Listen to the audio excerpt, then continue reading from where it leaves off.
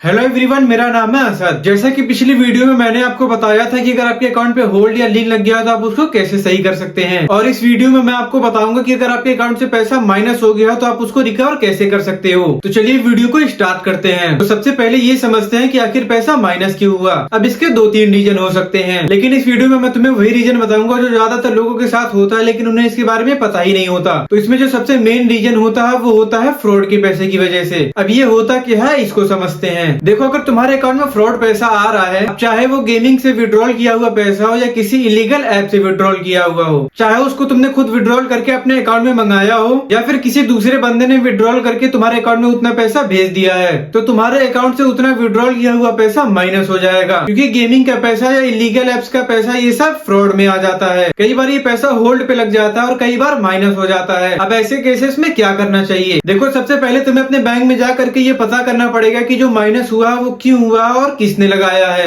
मतलब किस डिपार्टमेंट ने लगाया है। ज्यादातर ये जो माइनस या होल्ड लगाते हैं ये साइबर क्राइम वाले लगाते हैं। अब जब बैंक तुम्हें ये बता देगा कि ये पैसा साइबर क्राइम वालों की तरफ से माइनस हुआ है, तो तुम्हें अपने जिले के साइबर क्राइम डिपार्टमेंट में जाना पड़ेगा। फिर वो लोग आपको पूरी डिटेल देंगे कि ये आपका जो पैसा माइनस हुआ वो क्यों माइनस हुआ है, एक ही स्टेट की साइबर क्राइम की तरफ से माइनस हुआ है या फिर कई स्टेट की साइबर क्राइम की तरफ से माइनस हुआ है। देखो, जो ये होल्ड या माइनस वाली चीजें ये सिर्फ तुम्हारे जिले की साइबर क्राइम नहीं लगाती है, बल्कि ये अदर स्टेट की साइबर क्राइम भी लगा सकती है। अब उसके पीछे का रीजन ये है कि जैसे मान लो तुम्हारा कोई दोस्त है, वो कर्नाटका में रहता है और तुम हो यूपी के। अगर वो कर्नाटका में रहता है और मान लो उसने किसी गेमिंग ऐप से 1000 रुपए विड्रॉल किया और वही 1000 रुपए तुम्हारे अकाउंट में भेज दिया, तो कर्नाटका की जो साइबर क्राइम होगी, अगर वो उस पैसे को ट्रैक कर रही होगी तो तुम्हारे अकाउंट से 1000 रुपए होल्ड पे लग जाएगा या फिर माइनस हो जाएगा। क्योंकि जो पैसा विड्रॉल हुआ वो तो कर्नाटका में हुआ है और इसीलिए ये होल्ड कर्नाटका साइबर क्राइम की तरफ से लगा हुआ है। और ये चीज भी पॉसिबल है कि ये कई स्टेट की तरफ से लग सकता है। अब इसको सही कैसे करना है? देखो, अगर माइनस तुम्हारे जिले की साइबर क्राइम की तरफ से हुआ है तब तो ठीक है, तुम्हें उनके ऑफिस में जा करके एक रिटर्न एप्लीकेशन देना पड़ेगा